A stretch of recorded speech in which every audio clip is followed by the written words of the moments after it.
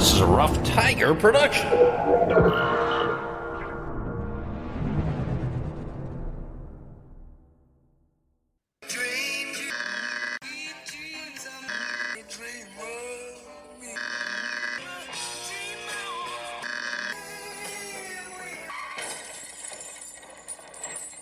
And you, and you, and you, and you were there.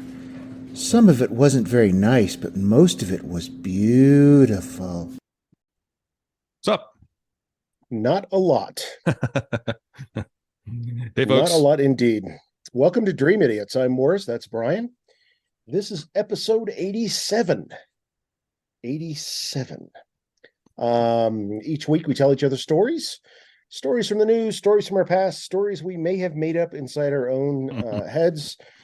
We take turns going first. Bryan, I think, did you say you had an update before we started? I do have one small update. First, want to say thanks for doing those things for us, listening and sharing and subscribing, posting our stuff online. If you can, on whichever platform you're listening to us on, give us 5 stars, shoot us a review, check out dreamidiots.com, and we're on Facebook and Instagram at Dream Idiots there as well. So check us out, share our stuff, and drop us a line at dreamidiotspodcasts@gmail.com. We would appreciate it.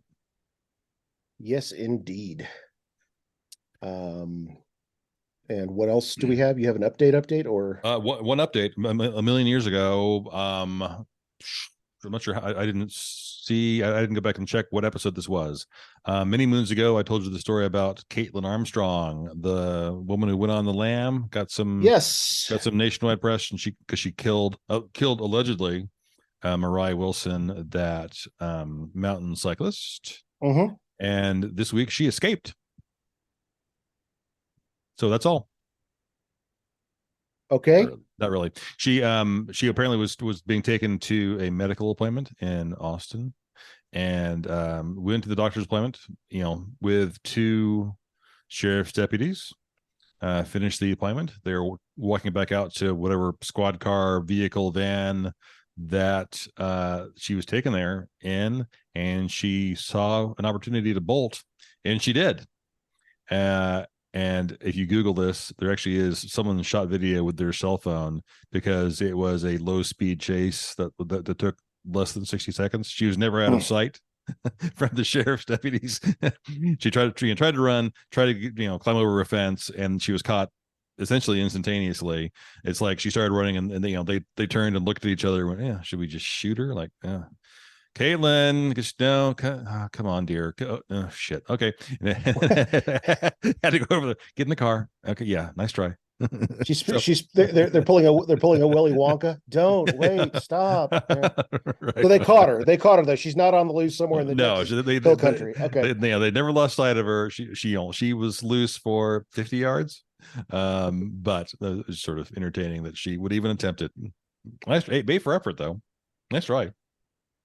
I thought you were going to tell me that she was, walking past a bicycle store and hightail.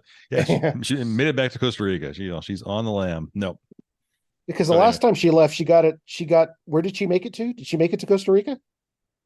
Yeah. Where did they catch her? The crime happened. The crime happened in Austin. She went to New York, New Jersey, upstate New York, got her someone else's passport, I think her sister's passport, and used that to escape to Costa Rica or Belize, somewhere down there, and was down there for like 5 or 6 weeks. And then they realized, okay, yeah, no, sorry, come with us, and brought her back. So, and I'm not really sure. Supposedly that trial was supposed to happen in October of this year, but it hasn't. It must have been delayed till next year. So, but she's toast. She's done for. I assume. Anyway, just funny. All right. So she's no Ted Bundy when it comes to escaping. Okay. No, she is not. So 87. So I'm up first this week, I believe. Yes, you are. So in keeping with the, I guess sort of the theme from last week, since we did our surprise drop, which I hope people liked.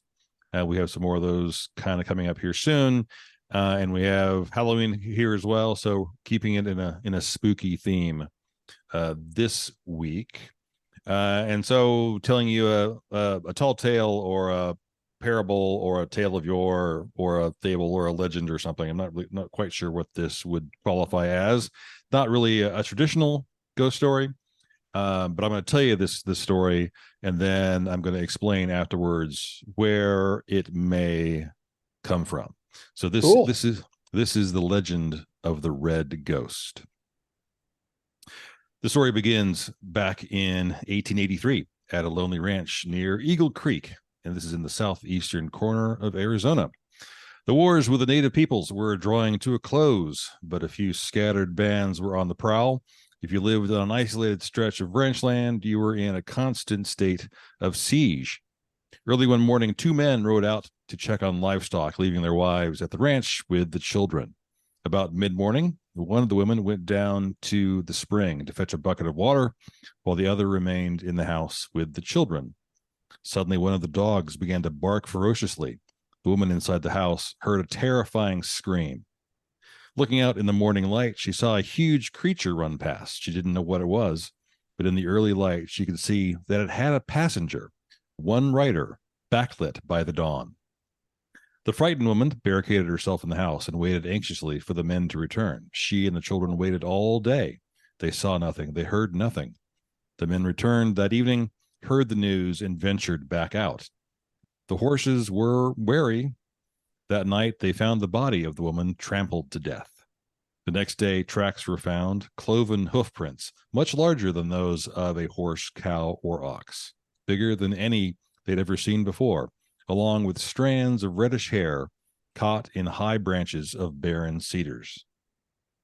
A few days later, a party of prospectors near Clifton, Arizona, were awakened by screams and the sound of clattering hooves going past. Their tent collapsed, but the men dug their way out of the tangle just in time to see a gigantic creature run off in the moonlight. The next day, they too found huge cloven hoofprints and long red strands of hair clinging to the brush. Naturally, these stories grew and became more alarming. Were they being embellished or were they true? One man claimed he saw the beast kill and eat a grizzly bear. Another insisted he had chased the red ghost in the night across an open expanse and past a tree line, only to have it disappear before his eyes.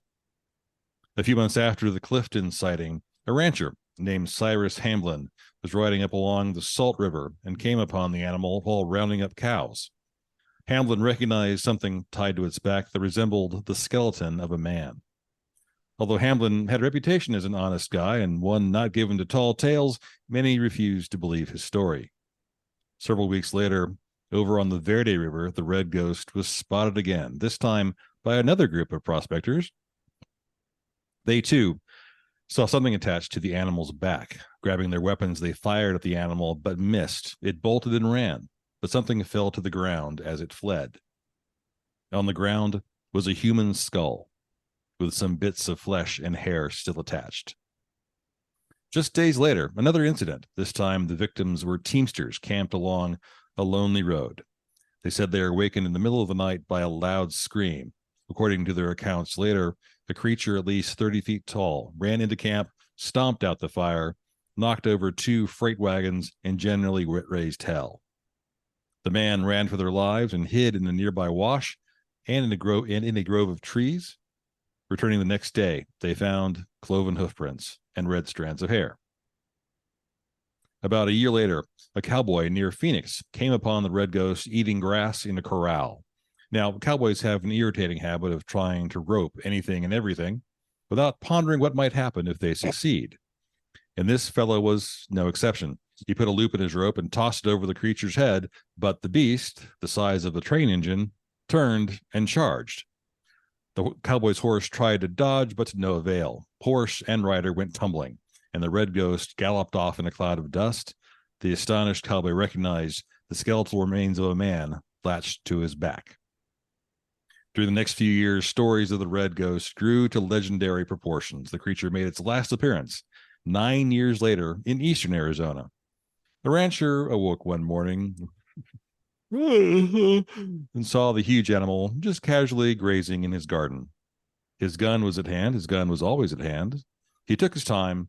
He drew a careful bead with his trusty Winchester and dropped the beast with one shot. An examination of the corpse convinced all that this was indeed the fabled red ghost. The animal's back was heavily scarred from rawhide strips that had been used to tie down the body of a man. Some of the leather strands had dug into the flesh over the years, but how the human body came to be attached there and who he was unknown. But at last, the red ghost was dead. Philip Tetreault is a man who was born in 1828 in what is now Turkey, in the town of Smyrna. His mother was Greek. His father was Syrian. And he, on his spiritual path, he decided to become a Muslim, even though he wasn't raised one. He actually did the pilgrim to Mecca and later changed his name from Philippe to Haji Ali, one who has done the pilgrimage to Mecca. And he was, by profession, an adept driver and breeder of animals.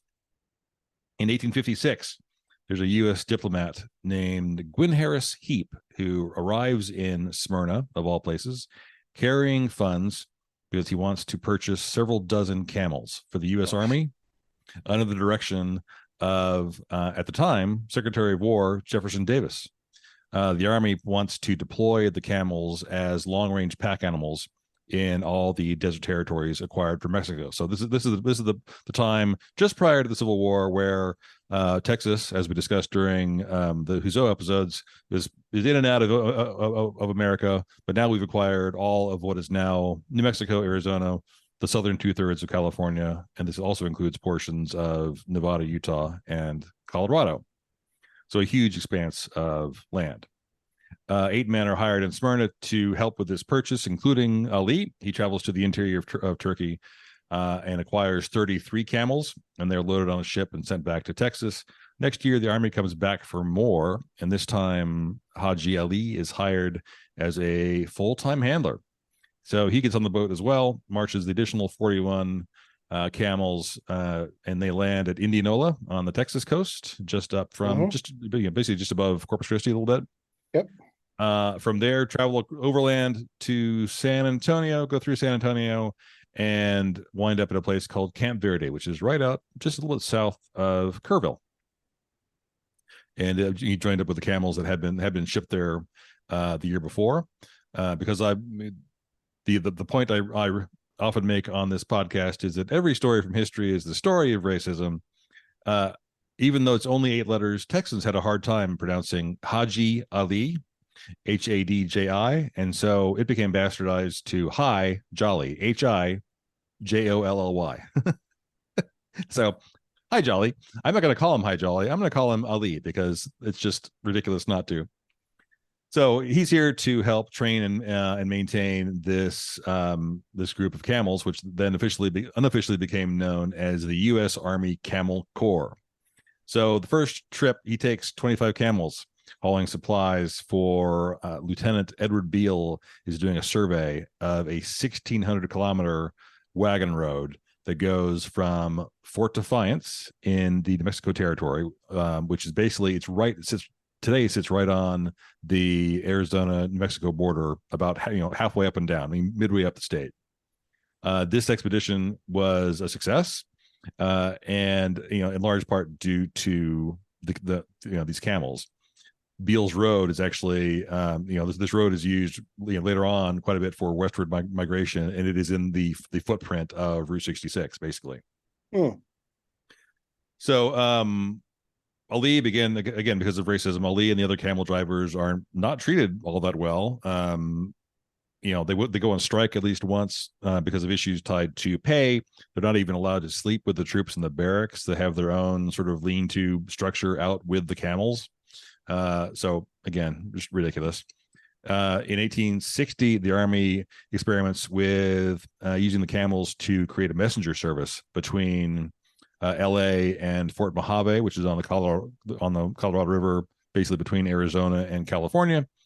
And Ali is good at this. He's able to drive these animals pretty hard, kind of like the Pony Express. He does have some of these animals do die, but overall it's a pretty effective service.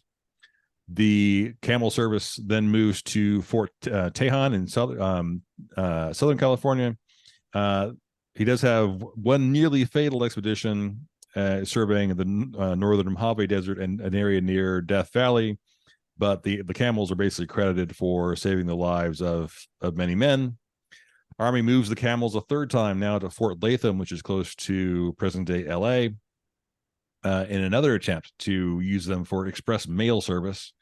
The route covers 450 kilometers from San Pedro, California to Yuma, Arizona. This is the quote express mail service. Ali does the first run of this service. He does actually lose, this ends in tragedy in as much as one camel does die on this because it's freaking Death Valley. But the animals overall definitely prove their mettle because they eat native plants. They famously need staggeringly little water, and they can carry 1,200 pounds of supplies each. And some of the time that actually also included food for the other animals in the train. Civil War comes in 1861, and this brings the Camel Corps to an end. So Jefferson Davis becomes a senator for Mississippi first, and then, of course, he becomes president of the Confederacy. Texas surrenders Camp Verde at first to the secessionists, then they take it back 4 years later. But by 1869, they've abandoned it. There actually is still a small little town there and a historical marker that commemorates, the Camel Corps and the fact that they were housed there for a time. The U.S. Army quits using camels completely. One account says Ali obtains a handful of them. Another account says he obtains 25 of them. He starts trying to do a private freight service between the Colorado River and mines in Arizona. Then also does a service between San Diego and El Paso. That sounds like a hot job. Oh, yeah. One traveler described him as bringing water to stagecoach stops on the backs of camels and selling it to travelers. But this business falters, and eventually, somewhere 1870, 1875, he releases the camels into the wild near Gila Bend, Arizona. Gila Bend is south, basically between Phoenix and Tucson. Ali is accounts of who he was said he was always generous and friendly. He was at least a moderately devout, observant Muslim for his entire life. He was often seen kneeling. He was known to fast occasionally. He never made much money. Later in his life, he did help fight in the North against the Apache. He married, he had children, but he was always a bit of a wanderer. He allegedly died in poverty in 1902. And he has a gravesite that is in the tiny town of Quartzsite, Arizona. Or maybe his corpse lived out its days on the back of the Red Ghost, but no one really knows. And that's the legend of the Red Ghost. And maybe it's sourced, but I mean, it's certainly the Red Ghost was certainly one of his camels or an ancestor of his camels. But kind of a cool story. that's a very cool story. Yeah. And I wish I could remember the Disney film that was made in the 70s that it's based on, or that the legend is the whole Union Army using cat. It's called Homps, and I haven't seen it. Yeah, when I was a kid, I remember seeing it in the theater. That's fascinating, Brian. I didn't. I wouldn't have guessed they would have been prejudiced against a Muslim man. No, Americans. Well, Haji's an honorific, right? Is that an honorific, or is that becomes part of the name? Because he did the pilgrimage. He named himself that, but because I mean, it is technically it is a title because you're a Haji, Haji blank blank. That is a title because he made the pilgrimage. Because that's why it's okay. And so he adopted it as his name. And, wow! But Americans couldn't figure it out. Hi, what's your name? Henry? That's too hard. So anyway, very cool. The Red Ghost. No, that's fascinating. I'd never heard that. And in my mind, I'm turning around like what this could possibly be. What kind of creature could it possibly be? Good old camel. Very nice. Yep. I'd never heard about that. And I think were they as far east as like Fort Stockton out in West Texas?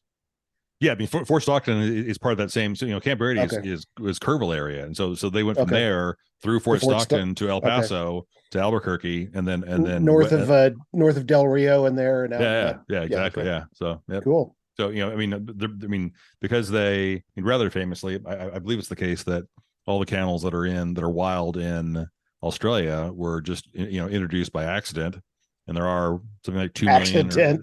Accident. Well, it's just similar. They were, they're brought over there, and someone, some got out or whatever happened. But it What's was that originally in your pocket? Is that a camel in your pocket? Originally, it was 25 of them, and now there's 6 million of them. So, it was, is it possible there's still camel out there? I guess there could be. An incredibly resilient animal that breed like rabbits and live a long time. Like, I don't know. Certainly there are wild horses in Texas still. So. And they're particularly ornery, as I understand it. Yeah, camels. They're not. Yeah, they're adept at surviving, but they're not friendly. Yeah.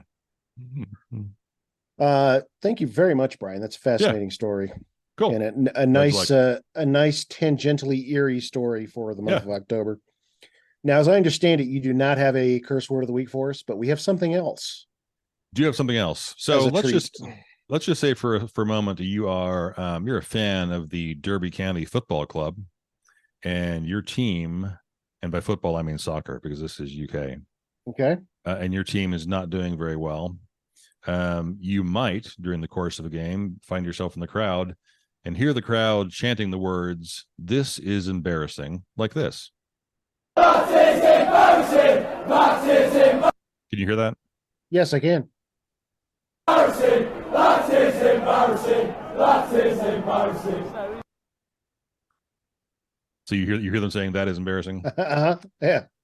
So, but wait, are they saying that is embarrassing, or are they saying Bart Simpson bouncing? That is embarrassing. That is embarrassing. That is embarrassing. That is embarrassing.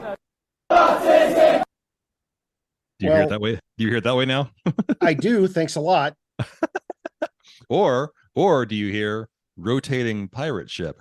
Embarrassing. That is embarrassing. That is embarrassing. That is embarrassing. No, now I'm hearing that is embarrassing again. Okay. I'm not hearing rotating pirate ship. How about this isn't my receipt? Embarrassing. That is embarrassing. That is embarrassing. That is embarrassing. A little bit. Yeah, I'm hearing. Yeah, I'm hearing. That is embarrassing. That is embarrassing. That is. That isn't mercy. Embarrassing. That is embarrassing. So this is just a little audio example of the Mandela effect, where you can be open to suggestion. Because the first time I heard this, all of them are just spot on. That is embarrassing. Bart Simpson bouncing is like, that is bizarre, but it is just being open to suggestion, and suddenly, suddenly you can hear what you've just been told to listen for. Yeah, it goes back to the visual cue thing too. Without a visual cue, right. is it ba or fa? Yeah. Anyway, I heard that. It's like, oh, wow, that's just bizarre. But I've never heard it so crystal clear before as I had with this one. So that is embarrassing. That makes me feel a lot better given what I'm about to do to you. So that was awful.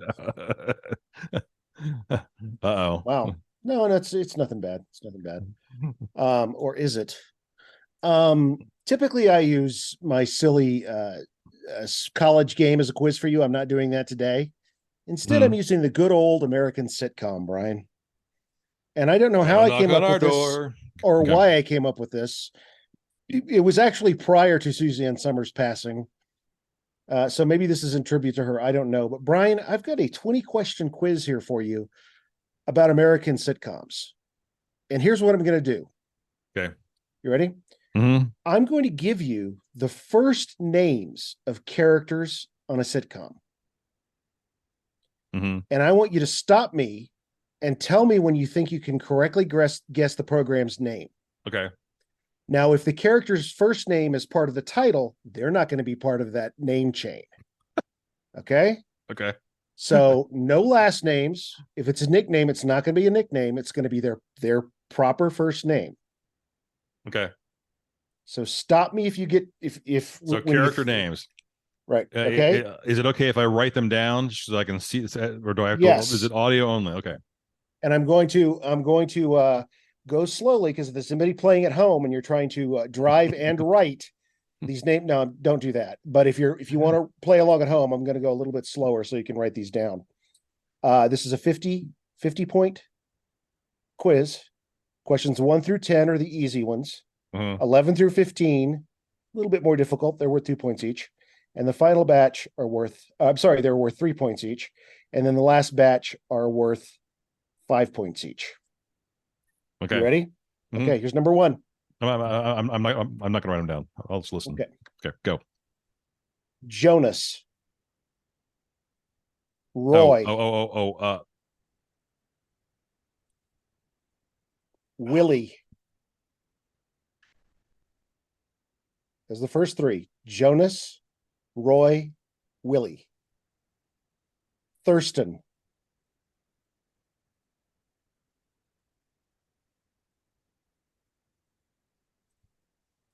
Jonas, Roy, Willie, Thurston. Ginger. Oh, Happy Days. No. God damn it.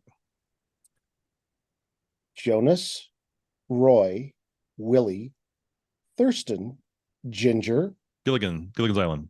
Gilligan's Island. Jonas being Jonas Grumby, the skipper. Roy Hinckley, the professor. Willie Gilligan. Thurston Howell. Ginger, the movie star. Marianne.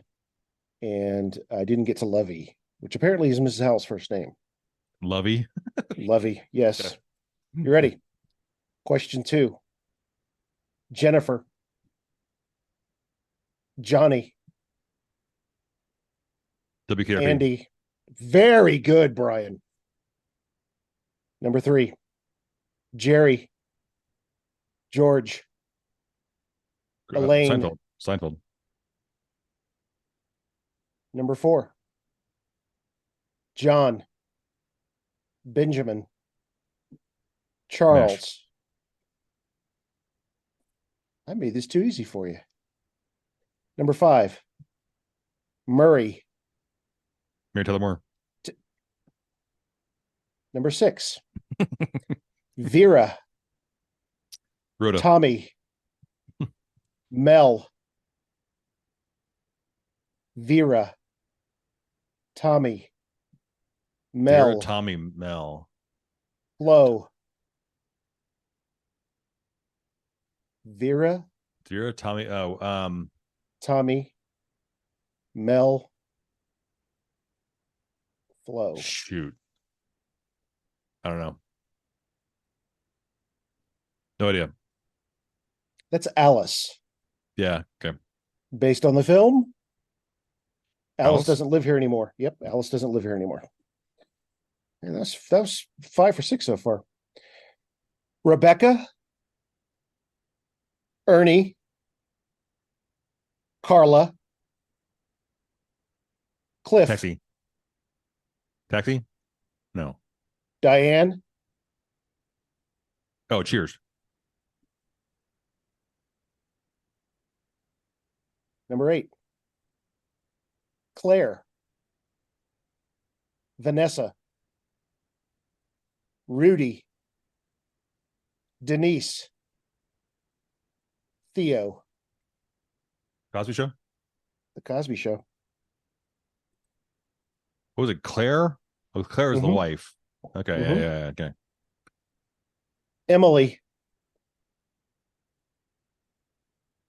Howard. No. Okay. Jerry. Okay. Emily, Howard, Jerry. Carol.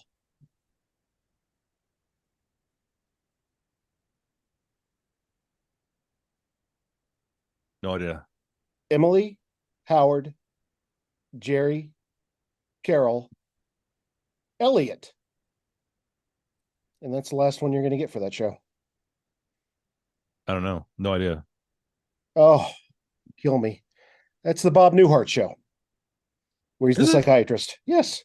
Emily is the wife. Howard's the next door neighbor. Jerry's the dentist. Carol's the receptionist. Yeah. Yep. And Elliot is brilliantly played. Elliot Carlin, Mr. Carlin, the guy with all of the problems in the world.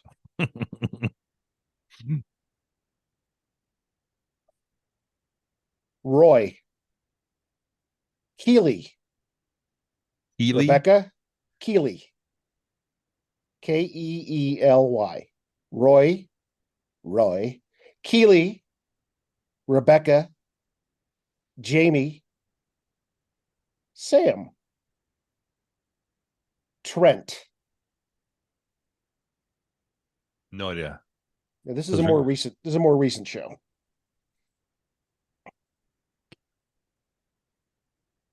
No, I have no Roy, clue. Keely, Rebecca, Jamie, Sam, and Trent. Ted Lasso? Ted No. Lasso. Very good. Oh, really? Jeez, that was I put that in at my wife's insistence. Bryan, dude, you went 8 for 10 in that first round. You missed Alice and you missed the Bob Newhart show. Okay. Round 2, 3 points each. Oliver. Cindy. Bobby. Peter. Pretty Bunch. Very good. Number 12. Oh. Milburn. Oh, Milburn. Milburn. Milburn. Jane. Jed. Jethro. Oh, the Hillbillies, the Beverly Hillbillies. Beverly Hillbillies. Milburn is the first name of Mr. Drysdale. Mr. Drysdale. Okay. Arthur. Tabitha. Bewitched. Dang.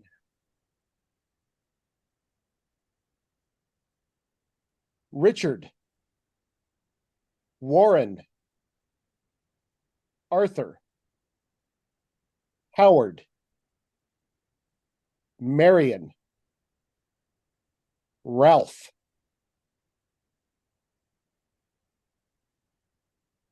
Welcome back, Cotter. Nope. Marion. Richard, Warren, Arthur, Howard, Ralph, Marion. Oh, Happy Days. Happy Days. Do you know who Warren is? Ralph Malph? No. Nope. That's Potsy. That's Potsy's first name. Oh, is it? Potsy Warren. Yes. I was going to be a real dick and put Chuck in there. Remember the brother, Charles, brother who wanders off with his basketball into the night and is never seen again. I'm always assuming he went to like Korea or someplace and died, and they just never spoke about him again. Right. If you don't get this one, Bryan, I don't know what to tell you. Mm. Dorothy, Rose, Sophia, Golden Girls. Golden Girls. Damn, Wasn't you there? ran There was a fourth one, wasn't there? yeah. I'm not about to throw the name Blanche out there. That's 15 points, dude. All right. We're on to the heavy round now. Uh-oh. Christine, Dan, Harry, Christine.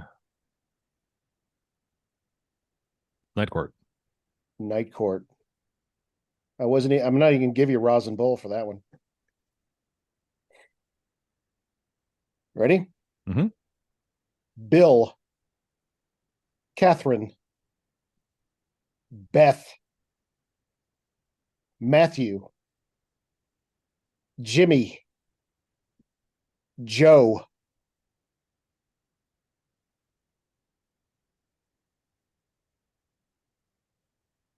Mm-hmm. Sam again. Bill, Catherine, Beth, Matthew, Jimmy, and Joe. Da, da, da, da, I don't know. What if I were to say Lisa? Does that help at all? No, it doesn't. What if I were to say Dave? Friends.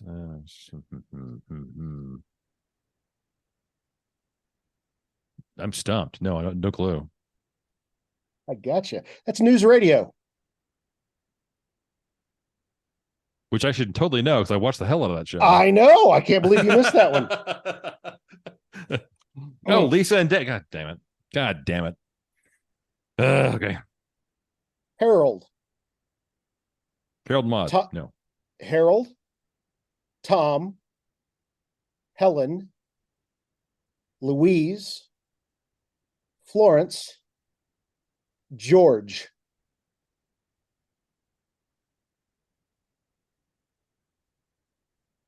Harold, Tom, Helen, Louise, Florence, George.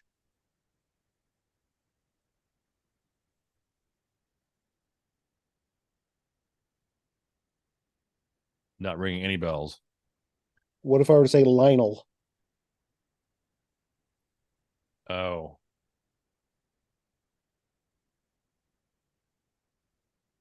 Think, man, think. Yeah, I'm gonna hate myself for not knowing this too, aren't I?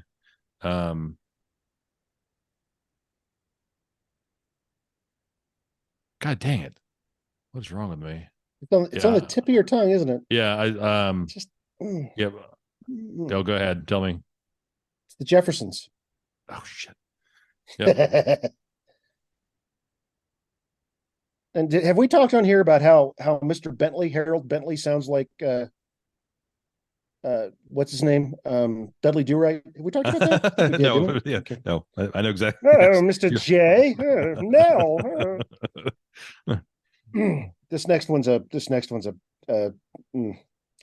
Nick, Phil Bill or Bill? Phil with a PH. Phil. Nick, Phil. Arthur, Carl,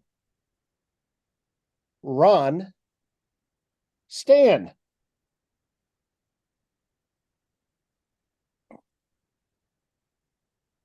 The Office. Nope, but I will give you a hint for this one. Okay. All of these characters are referred to usually by their last name. The only character in the show not referred to by his Barney last Miller. name. There you go. Wow, number 20. You ready? Wojciechowicz. Okay. Nick Yamana, Phil Fish, Arthur Dietrich, Carl Great Levitz, Ron Harris, and great Stan show. Love that show. Wojciechowicz. Yeah. Number 20. Julie, Barbara, Ann, not Barbara Ann, but Barbara and Ann, Mm-hmm. Dwayne.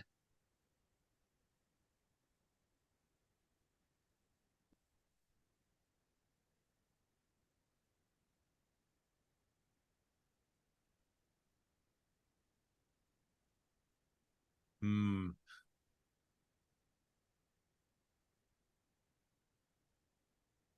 Shoot, yeah, striking out on this one too. Okay. No What idea. what if I were to say, damn it, Julie, damn it, Barbara? Facts of Life. No, No.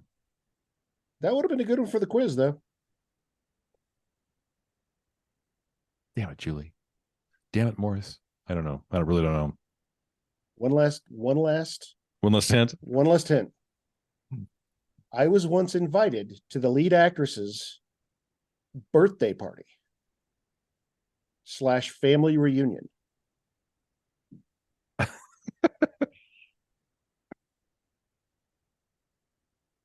Even that's not ringing a bell. Uh-oh. Shoot. Yeah, I have no idea. Number 20, Julie, Barbara, Ann, and Dwayne is from One Day at a Time. Lead actress being Bonnie Franklin. Bonnie Franklin, yeah. So Bonnie Franklin. you were at her birthday party. Why? No, we got an invite because our last name was Franklin for some reason. It was weird. you didn't actually go. Okay. No, it was like when I was a kid. It was like Well, come to Bonnie What? Franklin's birthday. You're a Franklin coming. I was like, do you know how common that last name is? Right. I mean, it's not like, Johnson, but, All right, let's see how you did. considering this is the first ever of this, any score, I mean, I'm the current world record holder in this event. You got 33 out of 50 points, Brian. That's not bad. Yeah, it's still failing though. Well, it's a D. Yeah, okay. But I mean, let's face it. You really screwed up with news radio. That's the one that you should have gotten that one. I will toss and turn. I'm beat myself up for that one. Speaking of great shows. What? News radio? News radio. Frick killer show. Yeah, I didn't know if I did too many or not enough. It's going to be tough to come up with 20. And some of them were really hard, like I Dream of Jeannie. It's like, there's not many characters I can use for the right. Frasier. I mean, anyway. Yeah. Niles, Daphne. Right. Yeah, Moose. Isn't no Teddy is dog. Eddie, Eddie, and the actor is Moose. Right. The actor dog is Moose. So, Brian, your story was much better than what I tried to just pull off. Yeah, that was cool. I like that. I you know what? Actually, no, you did get Ted Lasso because you just pulled that one out of your ass. Yeah, right. Which is a show you really need to watch. You would dig Ted Lasso. You really would. You would enjoy. Well, yeah, if I could figure out, so I mean, it's on the long list of stuff I need to watch, but I refuse to pay for 47 different streaming things. And because I also want to watch only Murders in the Building, because that supposedly is great too. I haven't seen that at all. I've never seen it. Martin That's Short, on one of the services Martin, I don't get. Yeah, I don't get that one. And I'm just sick of this. Just can I just pay one bill to someone and get all the services, please? This whole picking and choosing thing is pissing me off. So I did that in an effort because a lot of the stories I've done lately were gloom and doom. So I was trying to be a little bit more that was good, lighthearted, especially since we're going into Halloween. Light and frilly. I've got a few spooky things coming up with some of my stories. So yes, me too. Congratulations on a well played stupid sitcom quiz is what I'm calling this. Okay, that's good. No, I like it. All right. Well, folks, I hope that you did well on the sitcom quiz, and let us know how you did, by the way. I'm sure if you were listening and driving, people might be looking at you. Why is that person screaming at their radio? Let us know how you did. San Antonio, Marvin, Bay Area, Brad, anybody out there who was listening and took the quiz, let us know if you did better or worse than San Antonio, Bryan. All right, anything else before we go? I think that's all we got. Thanks for listening, folks. And please like, share, and subscribe our stuff. We would appreciate it. You can post it on your Facebook page and get other people to listen too. Drop us a line if you want to give us your score in Morris's quiz. Drop us a line at dreamidiots.podcast@gmail.com. And thanks for listening. We love having you tag along, and we're going to have more stuff here soon. Yes, indeed. And as always, be good to each other. This is a Rough Tiger production. Bong bong, Brian. Bong bong? Bong bong. Bong bong. Good.